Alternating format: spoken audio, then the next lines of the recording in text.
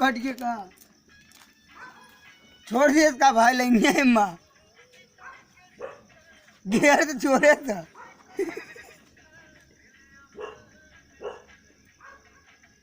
देखा पायस ले